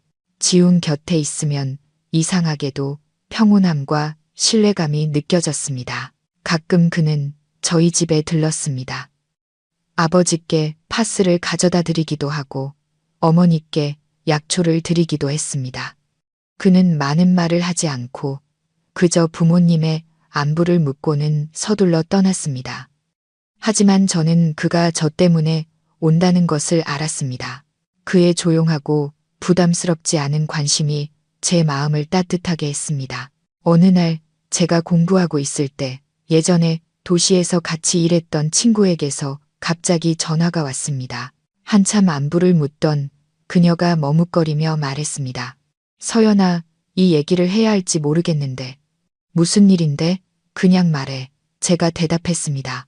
내 전 남편 얘기야. 친구가 미안한 목소리로 말했습니다. 요즘 그 사람 아주 비참하게 지내. 제 심장이 쿵 내려앉았습니다. 무조건적인 반사였습니다. 더 이상 아무 감정도 없었지만 한때 제 반쪽이었던 사람의 소식을 들으니 마음이 조금 흔들렸습니다. 친구의 말에 따르면 직무 정지 이후 민주는 관계기관의 조사를 받았고 명백한 증거들로 인해 결국 영구적으로 의사 면허를 박탈당했다고 합니다. 범죄에 연루되고 의료 윤리를 상실한 의사를 받아줄 병원이나 의원은 어디에도 없었습니다. 그가 모든 것을 걸고 지키려 했던 그의 경력은 결국 물거품이 되었습니다. 모든 것을 잃은 민주는 술에 빠져 살기 시작했습니다. 그가 술값을 마련하기 위해 고급 차와 명품들을 팔았다는 소문도 들렸습니다. 그는 늘 술에 취해 있었고 제 이름과 유진의 이름을 부르며 중얼거렸다고 합니다. 그럼 유진은요? 저는 평온한 목소리로 물었습니다. 그 여자? 친구가 비웃었습니다. 민준이 망하자마자 바로 버렸지. 요즘은 다른 재벌 2세랑 사귄다는 소문이 돌던데 그런 부류는 돈밖에 몰라. 저는 전화를 끊었습니다. 마음이 무거웠습니다. 인과응보. 이것이 민준이 짊어져야 할 업보일까요? 그는 명예와 돈 때문에 모든 것을 잃었습니다. 이제 그는 아무것도 남지 않은 채 세상의 경멸과 죄책감 속에서 살아야 합니다. 통쾌하지도 기쁘지도 않았습니다. 그저 슬펐습니다. 스스로를 파괴한 한 재능 있는 사람을 생각하니 슬펐고 탐욕에 눈이 멀어 이성과 양심을 잃어버린 한 인간을 생각하니 슬펐습니다. 인생은 공평합니다. 뿌린 대로 거두는 법이니까요. 다만 그 대가가 때로는 너무나도 혹독할 뿐입니다. 고향에서의 시간은 잔잔한 강물처럼 흘러가며 제 안의 슬픔을 씻어주었습니다. 저와 지훈의 관계도 그렇게 자연스럽게 발전했습니다. 그는 서두르거나 재촉하지 않고 그저 친구처럼 오빠처럼 조용히 곁에 있어 주었습니다. 가끔 그는 좋은 책을 가져다 주며 예전 환자가 의원에 선물한 것이라고 말했습니다. 어떤 날은 토종닭 유정란 한 바구니를 가져오며 집에서 키우는 닭이 알을 너무 많이 낳아 다 못 먹는다고 했습니다. 어머니는 지훈을 무척 아끼셔서 그가 올 때마다 꼭 저녁을 먹고 가라고 붙잡으셨습니다. 식사 중에 어머니는 제 어린 시절 이야기, 엉뚱하고 철없던 이야기들을 하셨습니다. 지훈은 그저 조용히 들으며 가끔 미소 지었습니다. 저를 바라보는 그의 눈빛은 따뜻함으로 가득했습니다. 아버지는 말이 없으셨지만 저 역시 아버지가 이 착하고 진실된 청년 의사를 무척 좋아하신다는 것을 알았습니다. 어느 날 저녁 식사 후 지훈이 저를 골목 어귀까지 바래다 주었습니다. 밝은 달빛 아래 귀뚜라미 소리만이 들리는 고요한 밤이었습니다. 서연 누나, 지훈이 갑자기 침묵을 깼습니다. 드릴 말씀이 있어요. 심장이 쿵 내려앉았습니다. 그가 무슨 말을 할지 알 것 같았습니다. 누나가 끔찍한 일을 겪었다는 거 알아요. 그의 목소리는 낮고 따뜻했습니다. 누나 마음에 아직 상처가 많다는 것도 알고요. 제가 감히 과거를 잊으라고 하거나 당장 마음을 열어달라고 할 수는 없어요. 그는 잠시 말을 멈추고 제 눈을 똑바로 쳐다봤습니다. 그의 눈빛은 진심으로 가득했습니다. 하지만 그래도 말하고 싶어요. 서연 누나, 저 누나를 좋아해요. 아마 응급실에서 처음 봤을 때부터였을 거예요. 그때 누나 눈에서 본 강인함, 누나 곁에서 지켜주고 보호해주고 싶어요. 저에게 기회를 주실 수 있을까요? 그의 고백은 화려하거나 꾸며지지 않았지만 제 마음을 흔들었습니다. 비극 이후 처음으로 저는 진실된 감정의 따뜻함을 느꼈습니다. 하지만 과거의 두려움은 여전히 유령처럼 저를 맴돌았습니다. 저는 고개를 숙여 그의 눈을 차마 마주보지 못했습니다. 지훈 씨, 미안해요. 전 아직 준비가 안 됐어요. 저는 그가 실망하고 슬퍼할 거라고 생각했습니다. 하지만 그는 그저 온화하게 미소 지었습니다. 괜찮아요. 이해해요. 그의 목소리는 여전히 부드러웠습니다. 지금 당장 대답하지 않으셔도 돼요. 천천히 생각해 보세요. 누나가 어떤 결정을 하든 저는 존중할 거고, 그리고 저는 여기서 계속 기다릴게요. 말을 마친 그는 돌아서서 떠났습니다. 그의 길고 마른 그림자가 달빛 아래 길게 늘어졌습니다. 저는 그가 사라질 때까지 그 자리에 서서 뒷모습을 바라봤습니다. 눈물 한 방울이 뺨을 타고 흘렀습니다. 하지만 이번에는 고통의 눈물이 아닌 감동의 눈물이었습니다. 1년이 흘렀습니다. 제 삶에는 많은 변화가 있었습니다. 오랜 노력 끝에 저는 마침내 도청 법무과의 합격 통지를 받았습니다. 그 소식을 들은 날 우리 가족은 기쁨에 겨워 소리를 질렀습니다. 부모님은 축하하기 위해 진수성찬을 차리셨고 지훈도 함께했습니다. 그는 자랑스러운 눈빛으로 저를 바라봤습니다. 새로운 일은 저를 바쁘게 만들었고 과거를 생각할 시간을 줄여주었습니다. 저는 점차 제 자신을 되찾았습니다. 자신감 있고 독립적이며 꿈과 경력을 가진 여자로 저와 지훈의 관계는 여전히 평온하고 따뜻했습니다. 저는 아직 그의 고백을 공식적으로 받아들이지 않았지만 마음속으로는 그가 아주 중요한 자리를 차지하고 있다는 것을 알고 있었습니다. 어느 겨울밤 퇴근 후 집으로 가는 한적한 길을 걷고 있을 때 어둠 속에서 갑자기 한 사람이 튀어나와 제 길을 막았습니다. 그는 마르고 남루했으며 머리는 헝클어져 있었고 지독한 술 냄새를 풍겼습니다. 서연아, 잊고 싶었던 소름 끼치도록 익숙한 목소리가 들렸습니다. 심장이 ඈ는 것 같았습니다. 민준이었습니다. 저는 그를 알아볼 수 없었습니다. 제 앞에 있는 남자는 더 이상 세련되고 품이 있던 외과 과장이 아니었습니다. 그는 육체적으로나 정신적으로나 완전히 망가진 마치 거린과도 같았습니다. 서연아, 나야. 그는 비틀거리며 다가왔습니다. 그의 눈은 술기운으로 풀려 있었고 핏발이 서 있었습니다. 너를 계속 찾았어. 드디어 만났구나.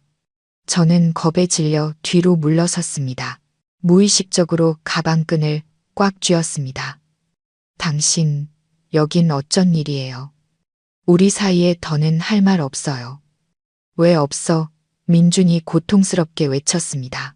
서연아, 내가 잘못했어. 내가 다 잘못했어. 난 모든 걸 잃었어. 아무것도 남지 않았다고. 나한테는 너밖에 없어. 제발 날 용서하고 다시 나한테 돌아와 주면 안 될까? 그는 더럽고 마른 손을 내밀어 제 손을 잡으려 했습니다. 우리 다시 시작하자. 내가 약속할게. 너한테 더 잘할게.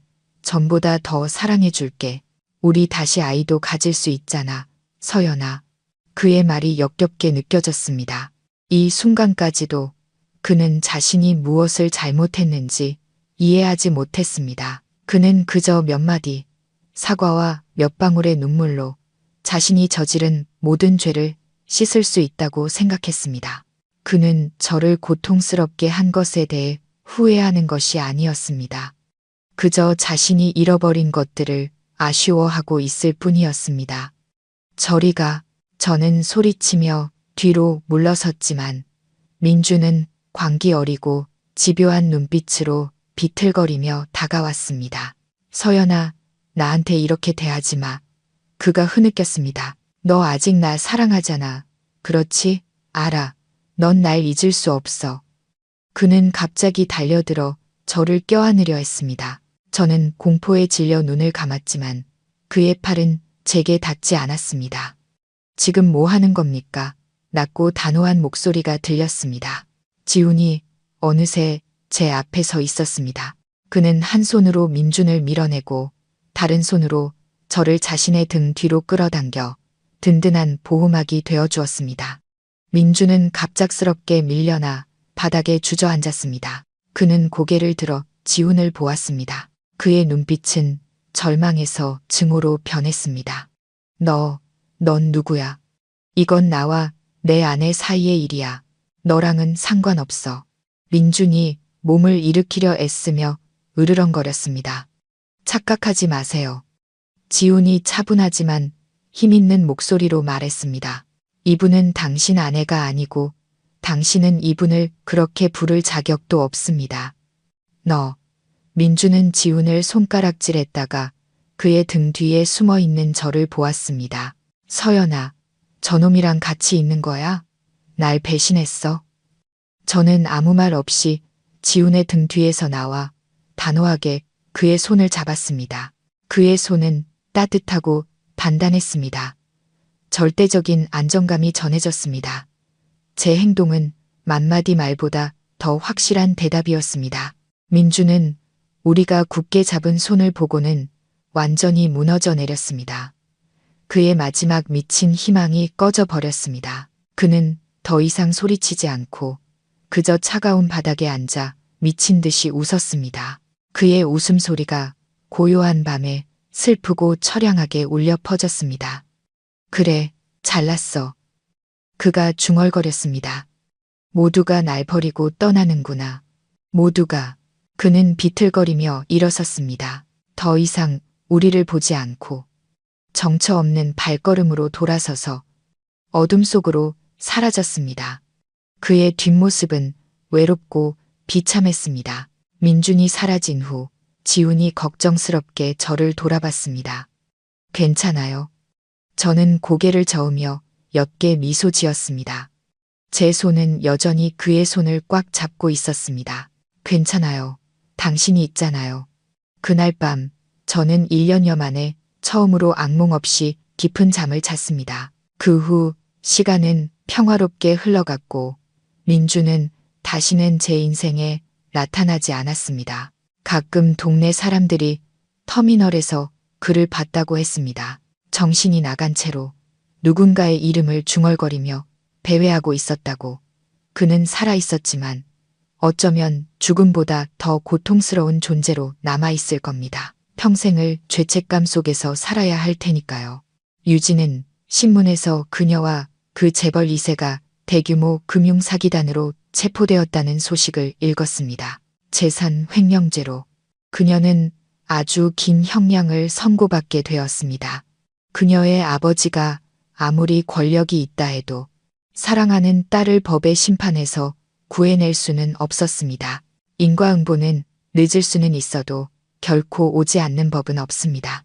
저와 지우는 공식적으로 함께했습니다. 우리는 성대한 결혼식 대신 부모님과 가장 가까운 친구들만 모시고 작고 따뜻한 식사를 했습니다. 우리의 삶은 이전처럼 부유하거나 화려하지 않았지만 웃음과 평온으로 가득했습니다. 지우는 좋은 남자였습니다. 그는 저를 사랑하고 존중하며 언제나 제 곁에서 모든 결정을 지지해 주었습니다. 어느 봄날 아침, 골목 어귀의 등나무꽃이 보랏빛으로 만개했을 때 저는 몸에 이상한 변화를 느꼈습니다. 그리울 정도로 익숙한 느낌. 심장이 세차게 뛰었습니다. 저는 떨리는 마음으로 임신 테스트기를 사용했고 2줄이 선명하게 나타났습니다. 저는 거울 앞에 서서 떨리는 손을 배 위에 얹었습니다. 눈물이 흘러내렸습니다. 하지만 이번에는 행복의 눈물이었습니다. 저는 문가에 서 있는 지훈을 바라봤습니다.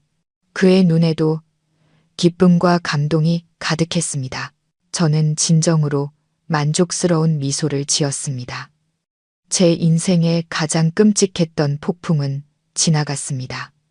이제 제 하늘은 다시 맑게 개었습니다. 앞으로 어떤 일이 펼쳐질지 알 수 없습니다. 하지만 이제 저는 더 이상 혼자가 아니라는 것을 압니다. 제게는 가족이, 든든한 버팀목이 있습니다. 저는 배를 감쌌습니다. 그곳에서 새로운 생명이 매일 자라나고 있습니다. 저는 아이에게 그리고 제 자신에게 속삭였습니다. 안녕, 아가야, 엄마의 천사. 이번에는 엄마가 반드시 너를 지켜줄게. 오늘도 마음 쉼터와 끝까지 함께 해주셔서 감사합니다. 다음 이야기에서 다시 뵙겠습니다.